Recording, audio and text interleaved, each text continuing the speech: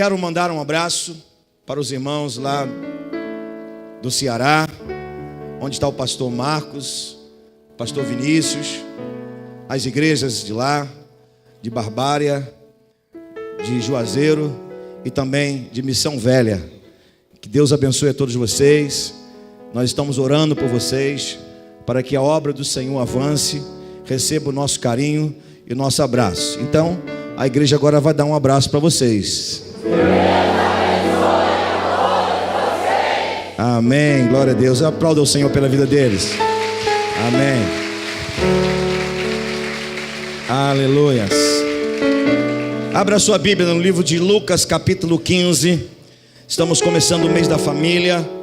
Eu quero trazer essa palavra para o seu coração nesta noite. Lucas capítulo 15, apenas o versículo 17 por enquanto. Lucas 15, apenas o versículo 17. Você não vai fechar a sua Bíblia vai ficar aberta. Tá joia? Então vai ser assim: eu vou ler a expressão do texto, os irmãos vão repeti-la. Vamos ficar apenas com uma expressão desse versículo 17. Eu vou citá-la e os irmãos estarão repetindo. É só isso por enquanto. Olha o que diz a palavra, Lucas 15, versículo 17. Então, caindo em si, disse. Só os irmãos, 1, 2, 3. Então, nem para ensaio valeu. Nem para ensaio valeu. Outra vez, juntos então. Então, caindo em si, disse. Agora só os irmãos.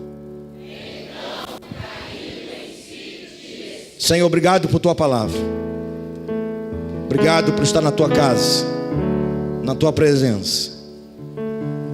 Obrigado por aceitar a nossa adoração, o nosso louvor, a despeito da nossa natureza humana, das nossas fragilidades, das nossas falhas, dos nossos erros. Obrigado por receber a nossa adoração, o nosso louvor. Por favor, ministre sobre nós a tua palavra com graça, com unção, e nos abençoe por ela, Senhor. No nome de Jesus. Amém e amém. Aleluias. Uma das coisas mais lindas que a Bíblia nos apresenta é a certeza de que nós estamos diante de um Deus que aceita a nossa rendição. Uma das coisas mais lindas que eu vejo na Bíblia é saber que nós temos um Deus que é misericordioso. Um Deus que não olha para as nossas imperfeições. Um Deus que nos assiste. Um Deus que quando nós nos quebrantamos diante dele, parece que tudo em torno dele se volta para uma atitude que nós tomamos. Se Deus é poderoso, e Ele é,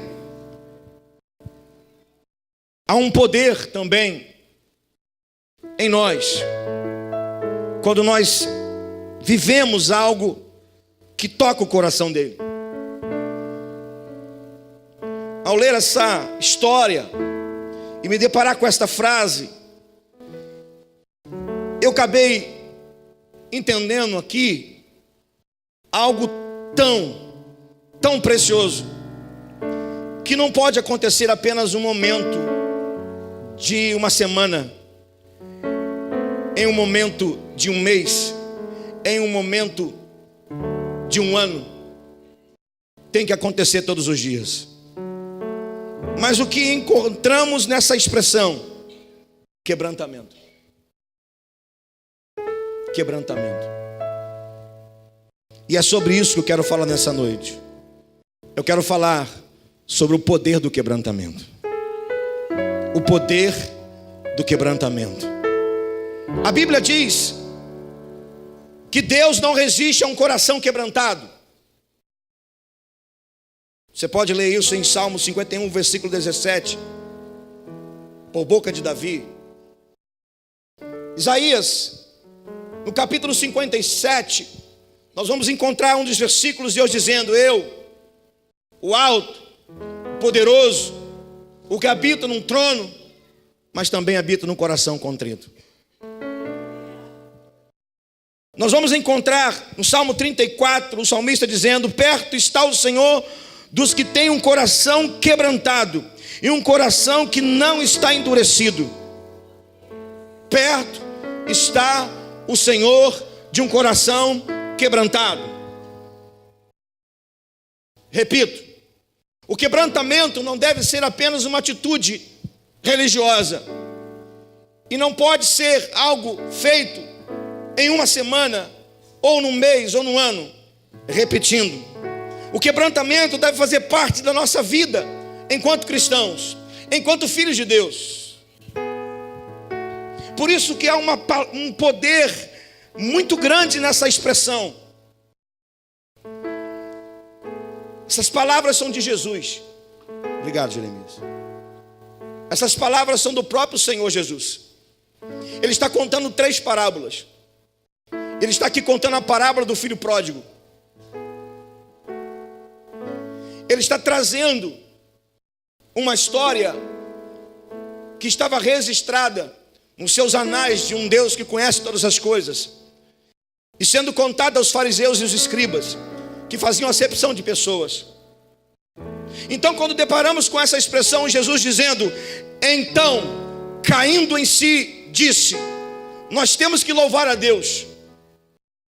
Porque o ser humano pode se afastar, o ser humano pode pecar, o ser humano pode errar, o ser humano pode cair.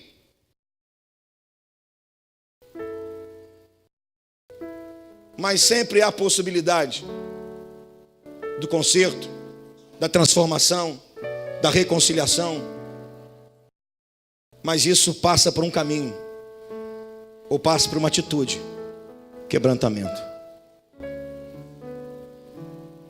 A vida do pródigo é dividida em 3 fases. A primeira fase é a fase do orgulho e do encantamento pelo mundo. Ele desejou receber toda a herança, como diz a história contada por Jesus, porque estava encantado com o mundo, encantado com os prazeres que até então ele não havia conhecido. A fase do orgulho e a fase do encantamento. Mas tem a segunda fase na vida desse pródigo contado por Jesus, que é a fase da queda e da humilhação. Depois de conhecer todos os prazeres pagos com dinheiro da sua casa, do seu pai, ele entra em declínio, cai e é humilhado ao comer comida de porcos.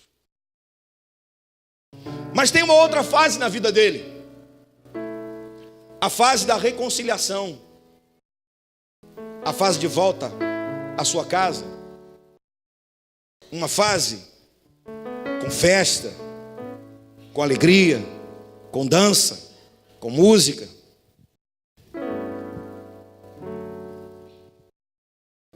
Mas voltemos então para essa expressão do texto.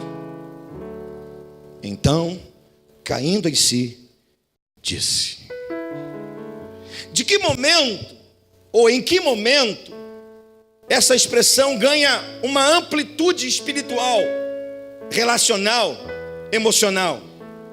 Exatamente entre a fase do orgulho, do encantamento, ou melhor, da fase da queda para a reconciliação. Da queda para a reconciliação. Depois de ser humilhado, e você pode reparar isso no versículo 16, depois que ele é humilhado, aí eu posso ver, pela parábola contada por Jesus, um jovem que estava no chão, na terra, vendo porcos, mas dentro de si uma atitude que mudou a sua vida, caiu em si. Caiu em si. O que significa cair em si? Cair em si é fazer uma análise da sua própria vida.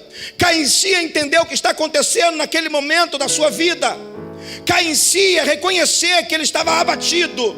Aliás, o significado de quebrantamento é abatido, é quebrantar-se totalmente.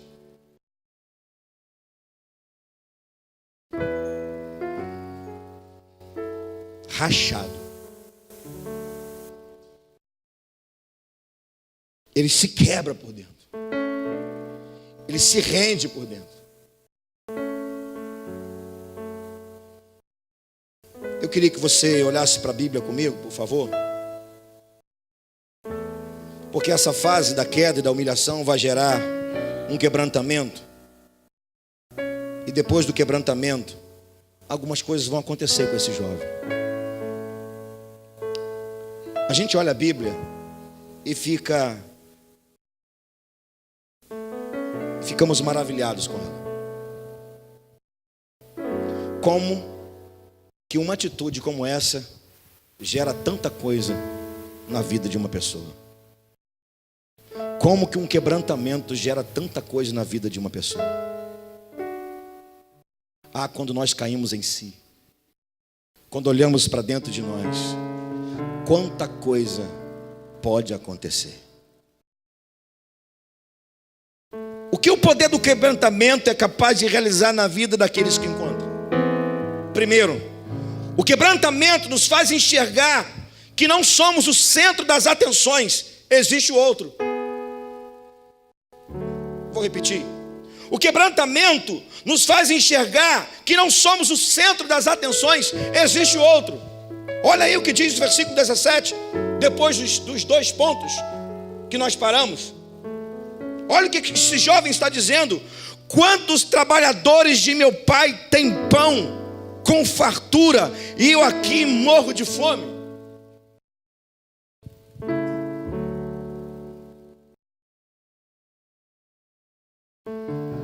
Possivelmente viveu dentro de um mundo orgulhoso e nunca reparou nos trabalhadores do seu pai. Possivelmente viveu dentro de casa e nunca reparou que dentro da sua própria casa havia aqueles que estavam servindo a sua mesa.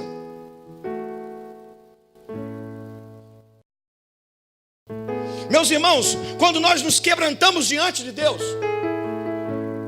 quando nós nos quedamos diante do Senhor, quando nós nos rachamos, quando caímos em si e vemos que somos humanos, interessante que a primeira coisa que Deus nos faz entender é que existe o outro.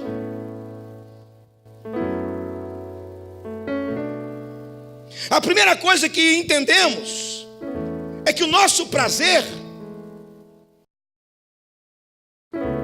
precisa também ser o prazer do outro. A nossa alegria tem que ser a alegria do outro.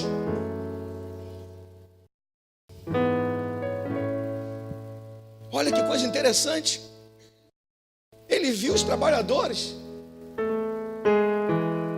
E com certeza, e você não tenha dúvida disso, a imagem dos trabalhadores, dos servos do seu pai, lhe veio à mente. E olha o que diz o texto. O que os trabalhadores do seu pai tinham? Pão à mesa. Pão à mesa. Ele com fome e o outro tendo pão. Mas quem é o outro? O outro é alguém que estava ali servindo a ele durante um bom tempo. Você entendeu? O que o quebrantamento faz conosco? A gente enxerga o outro. A gente se alegra com o outro. O outro está comendo pão e a gente está feliz porque o outro está comendo pão. O outro está com roupa bonita, a gente está feliz porque o outro está com roupa bonita. O outro está sendo abençoado e nós estamos felizes porque o outro está sendo abençoado.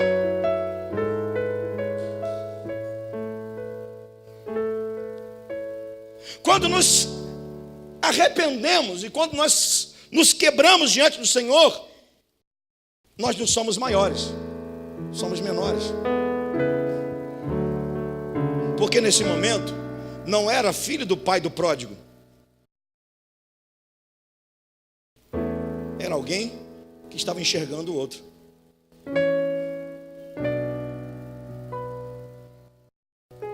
Isso é a igreja. A Bíblia diz que não existe maior ou menor. Considera o outro superior a si mesmo. Ah, pastor, eu vou orar, eu vou buscar a face de Deus, eu vou me quebrantar, eu vou dizer que sou homem, que sou pecador, e eu vou enxergar o outro. Sim, você vai enxergar o outro. Sabe por quê? Porque era assim com Jesus.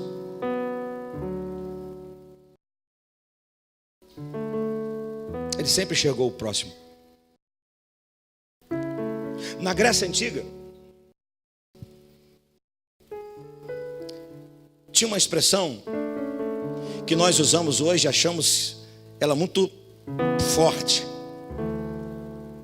Mas existia uma expressão na Grécia para aqueles que só olhavam para o seu nariz, para o seu umbigo, para si mesmo. Eles eram chamados de idiotas. Da onde veio a palavra idiota? Na Grécia Antiga, idiota era aquele que não olhava para o próximo. Idiota era aquele que não olhava para o seu umbigo, mas sim olhava para o próximo, que dava valor às coisas do outro, não a dele. Mas curiosamente, também na Grécia Antiga, aquele que cuidava do outro, do bem-estar comum de uma comunidade, era chamado de políticos.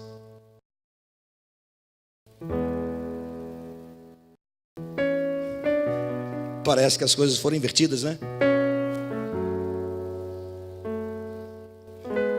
Esquecemos os políticos e fiquemos com a primeira frase ou a primeira expressão da Grécia Antiga. Calma, é só da Grécia Antiga. Eu não estou dizendo que você é, mas só para a gente entender o que esse jovem está dizendo. Quantos trabalhadores do meu pai têm pão na mesa? Alegre ou não? Satisfeito ou não? Ele entendeu que existia o outro. Mas eu quero convidar você a ir além, porque estamos diante de uma expressão de alguém que estava ferido, machucado, com fome. Eu quero que você vá além. Eu quero que você entenda que o outro merece tudo de bom que Deus pode dar. O outro merece todas as bênçãos dos céus que esse Deus dos céus pode dar. Pastor, e eu? Como eu fico? Onde eu fico? O que eu tenho? O que você tem? Você tem um joelho, aliás, 2 joelhos, para você se inclinar diante de Deus e agradecer a Ele, porque você está vivo, porque as misericórdias dele se renovam a cada da manhã e você está debaixo da sua misericórdia. Pastor, o que eu ganho com isso? Você ganha a misericórdia dele, isso te basta.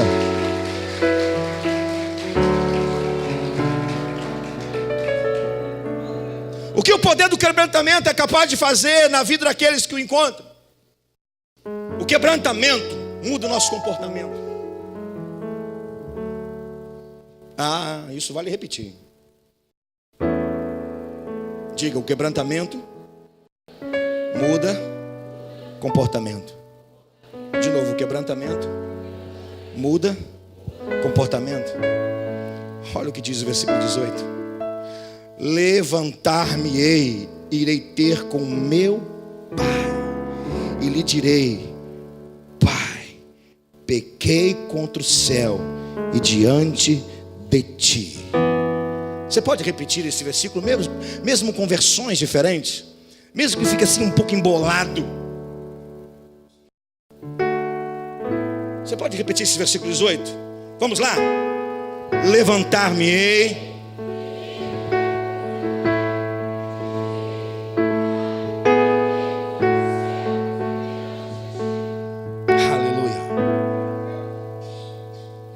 mudança de comportamento. Olha a mudança de comportamento depois de um quebrantamento. Alguém que sai de sua casa com dinheiro no bolso, com orgulho dentro de si, achando que estava ganhando o mundo. Alguém que deixou de estar perto da sua família, do seu pai, do seu irmão. Quer mais? Alguém que deixou de olhar para Deus.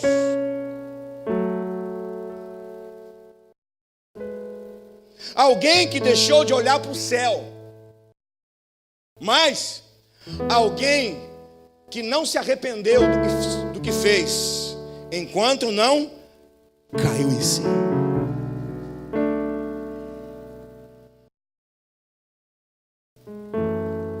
A mudança de comportamento o fez olhar para dentro dele mesmo. Irmãos, quando nós nos quebrantamos diante de Deus, nós olhamos em segundo lugar para nós mesmos. Nós enxergamos o outro, depois enxergamos a nós.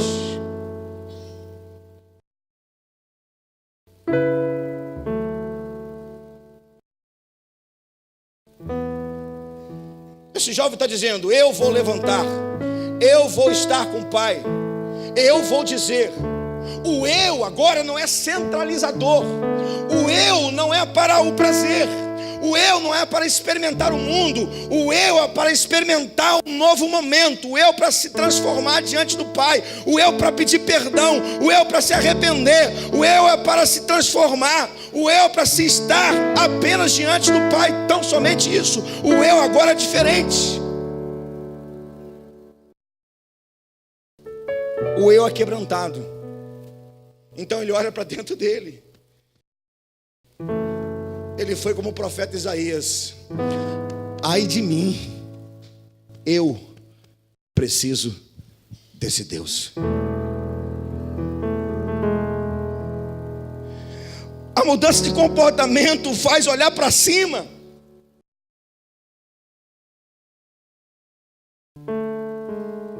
Olhar para o céu. Olhar para Deus. Olhar para o Pai, que do alto da sua misericórdia visita aqueles que se quebrantam diante dele. Ei, olha para cima, olha para Deus, porque é de lá que vem todas as coisas. Olha para Deus, olha para o céu. Imagine, creia de como é o céu, ou como é o céu. E imagine você lá perto de Deus, olhando para Ele. Olhe para cima, olhe para Deus e creia que em todo tempo Deus também está olhando por você, está se alegrando com você. Aleluia. Quem se quebranta diante de Deus nunca deixa de olhar para o trono da graça. Quem se quebranta diante de Deus sempre vai olhar para cima.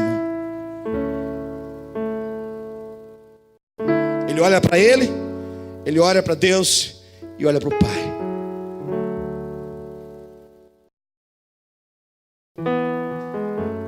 Ele se conserta, ele conserta com Deus e deseja consertar-se com seu Pai. O que aprendemos com isso? Com o quebrantamento, nosso comportamento muda tanto, tanto, tanto, que as nossas atitudes internas, elas nos levam a uma vida reta, correta, justa, santa. O nosso comportamento agora de quem é servo de Deus, de quem é adorador de Deus, de quem está olhando para cima e sabe que Deus está procurando e achando adorador. O nosso comportamento agora é com aquele que está perto de nós. Família, pai, mãe, irmão, irmã. Quem tem uma vida quebrantada é realizado. Quem tem uma vida quebrantada é bom nos relacionamentos, é realizado com Ele mesmo, é realizado com Deus, é realizado em casa.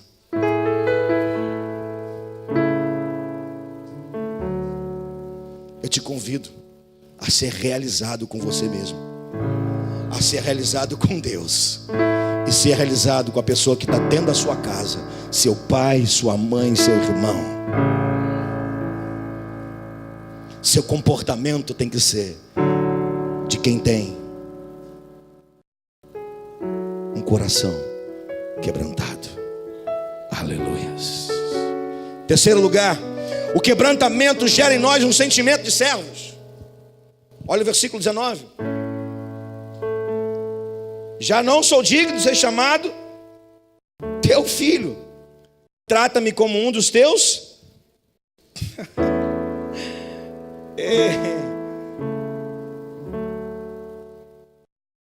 Repita comigo: faze-me, mais forte, faze-me como um dos teus trabalhadores. De novo, faze-me como um dos teus trabalhadores.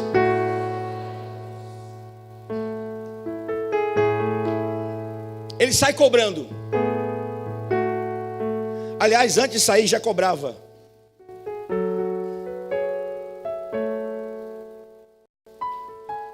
Me dá.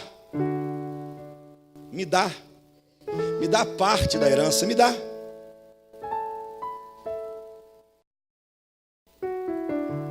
É meu. É minha.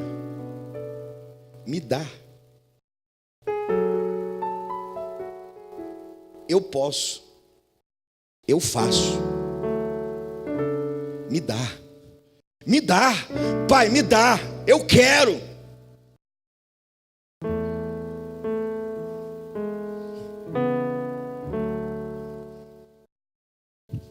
Repare esse versículo 19, por favor. Olhe para ele. Se enxergue nele.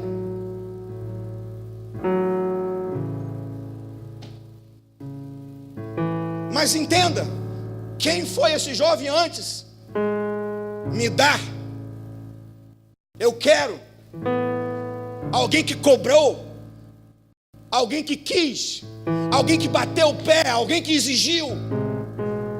Agora simplesmente está dizendo: eu vou para o meu pai, mas agora eu quero servir.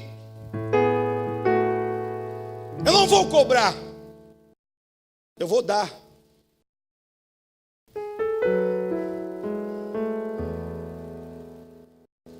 Você já reparou que aqueles que são servos de verdade não cobram? Eles se doam. Eles se entregam.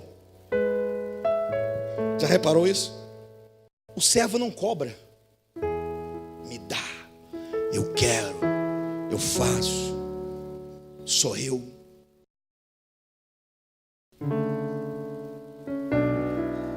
O servo diz tão somente: me trate como um dos servos.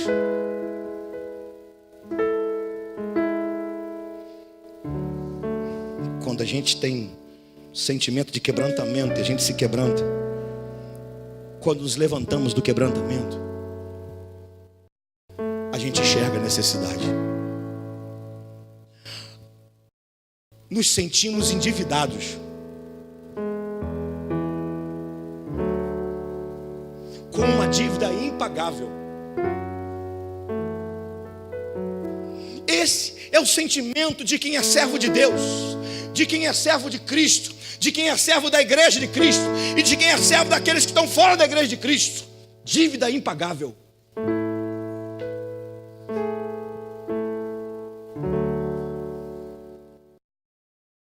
Faze-me como servo. O Pai pode fazer você um servo. O Pai pode fazer de você um servo. Você pode bater no peito e dizer: faze-me como servo, faze-me como servo, faze como servo. Você quer bater no peito? Então faça isso. Diga isso para Deus: faze como servo, faze-me como servo, faze como servo.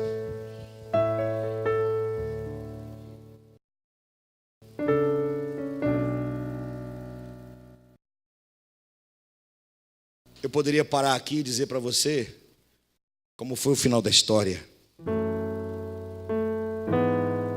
mas sem querer antecipar o final da história e antecipando, ouça o que eu vou dizer: Deus sempre honra os seus servos. O Pai sempre honra os seus servos.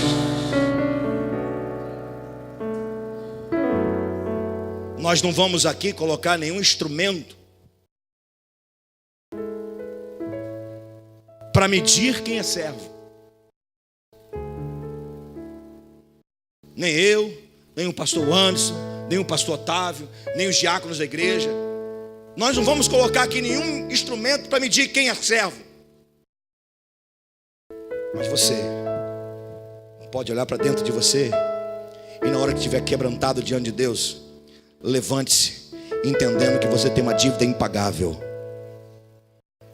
Que dívida é essa? Você era alguém longe do Pai e Deus serviu você com Jesus Cristo para você hoje ter a salvação nele. Você foi comprado por um preço de sangue, por um preço precioso, por um preço impagável. Servo não cobra, servo obedece. Servo não pede, servo dá. Servo não exige, servo entrega.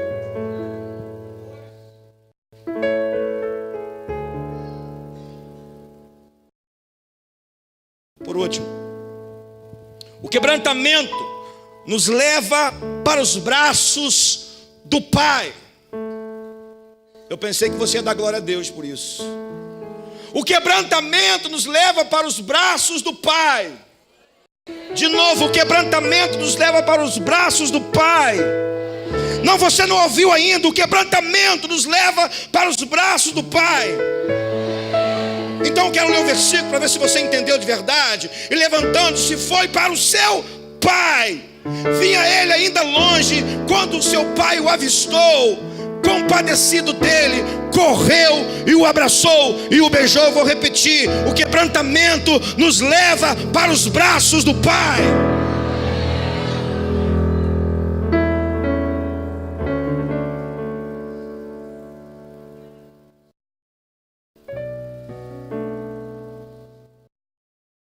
Seus olhos estavam vendo só seu pai. Isso aqui foi um encontro. Um encontro.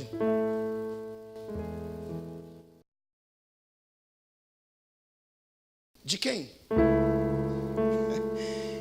Encontro de quem? De um pai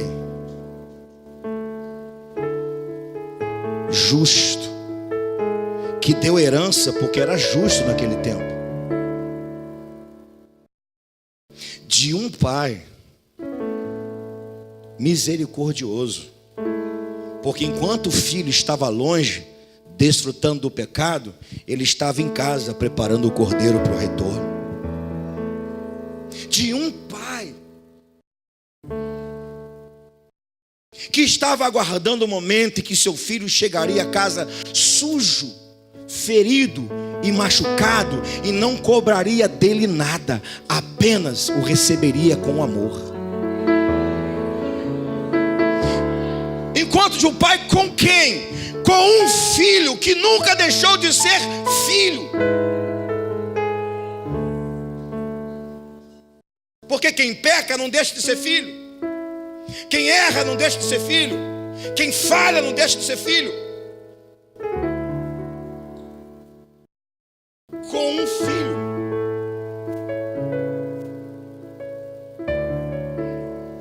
Que tudo queria,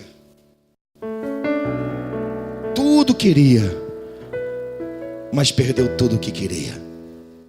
Mas não perdeu uma coisa: não perdeu a essência do Pai. É você, sou eu. Podemos perder tudo na vida por falhas, ou até mesmo porque Deus pode tirar, mas uma coisa não perdemos: somos filhos de Deus. Somos filhos de Deus. Sabe por que tem muita gente dentro das igrejas que nunca experimentou ou sentiu a profundidade da presença do Pai?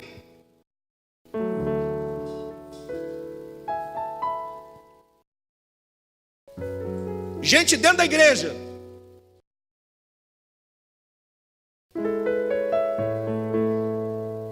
que até sente o arrepio na hora do louvor, mas não sentiu ainda o aconchego, a presença, o beijo do Espírito.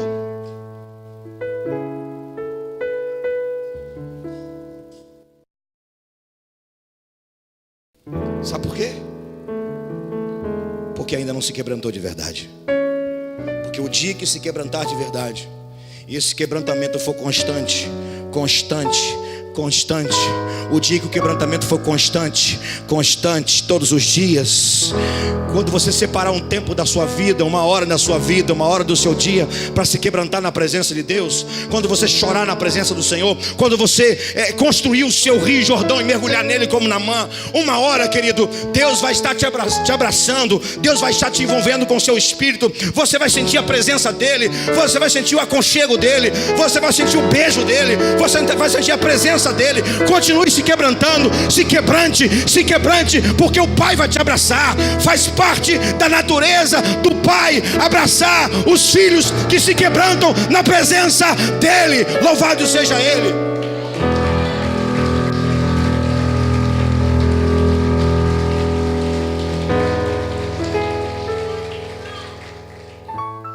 Que tipo de evangelho você vive? Tem muita gente perdida dentro da casa do Pai. Não está fora não, está perdido dentro da casa do Pai.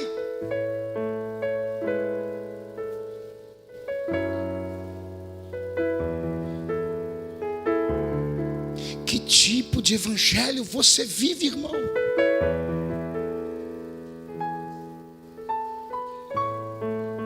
Nós vivemos um evangelho imitativo,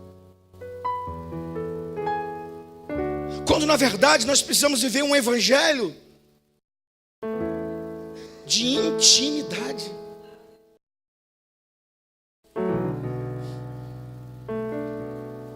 Não, isso é coisa de crente pentecostal.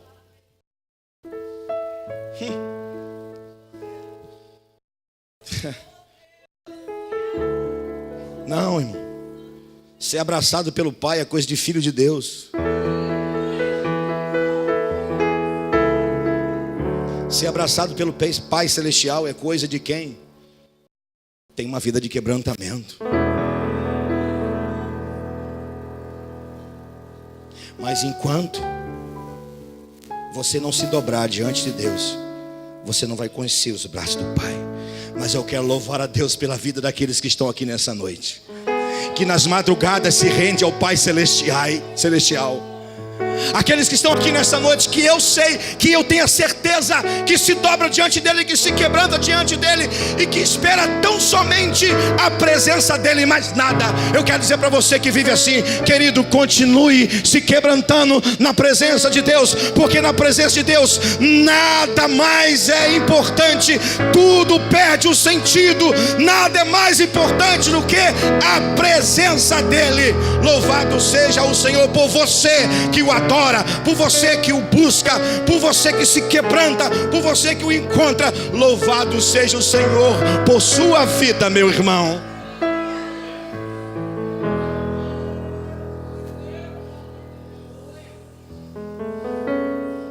Eu quero concluir. A história dessa parábola contada por Jesus nos mostra que esse jovem desfrutou do quebrantamento. Aleluia.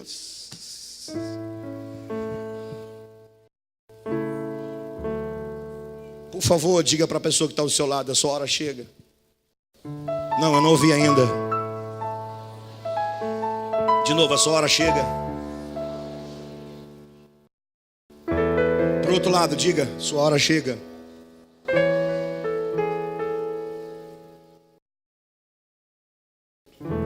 Mas diga assim, diga-se para o seu irmão: olha o quebrantamento.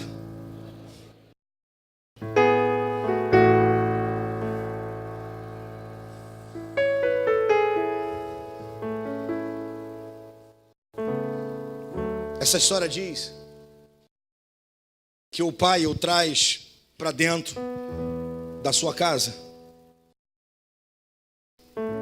coloca-lhe um anel no dedo, roupas novas, limpas, sandálias no pé, nos pés, e manda matar o cordeiro cevado para aquele momento.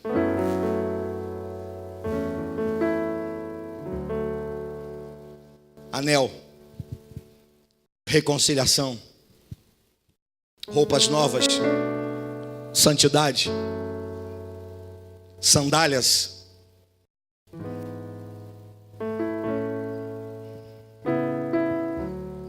novos horizontes, novas possibilidades, renovo para caminhar diferente. Cordeiro, celebração, festa, adoração, louvor.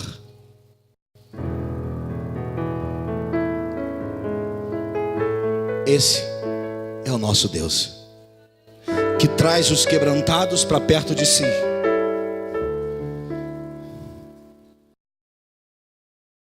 E lhes honra. Nessa noite o Pai Celestial quer honrar você, que deseja um coração quebrantado. Aliás,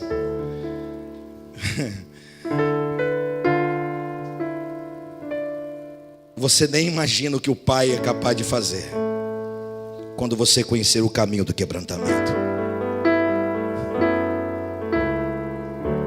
Quer experimentar?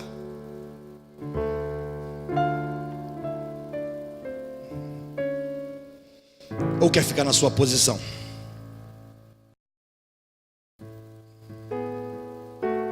Vamos imaginar, conjecturar? Nos é permitido, já que o texto por si só já é claro. Vamos conjecturar? Você acha que esse filho imaginou essa recepção? Anel, roupa limpa, sandália nos pés, celebração. Você acha que imaginou isso? Não. O que ele imaginou? Prometo, termina aqui. O que ele imaginou? Ele imaginou pagar a dívida. Ei, olha para cá. Ele imaginou pagar a dívida. Ele imaginou pagar a dívida.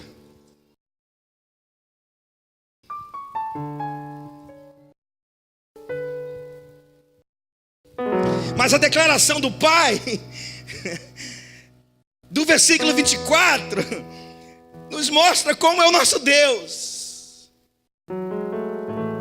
Porque este meu filho estava morto e reviveu, estava perdido, foi achado. E começaram a regozijar-se. Como ele se imaginou? Pagando dívida. O que ele recebeu? Uma festa. Ei, a dívida foi paga.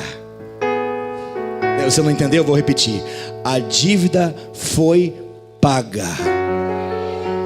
A dívida foi paga.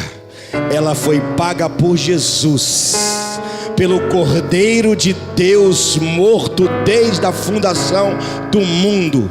A dívida foi paga para quê? A dívida foi paga para nós, seus filhos, nos regozijar em sua presença agora e para sempre.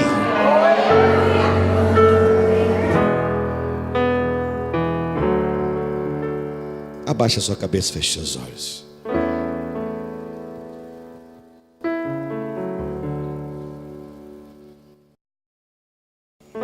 Podemos cantar uma canção só com teclado? Por enquanto, mas os irmãos músicos podem ficar aqui.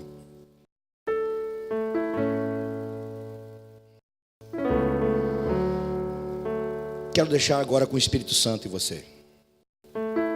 Até agora eu fui profeta. Agora é com você o Espírito Santo.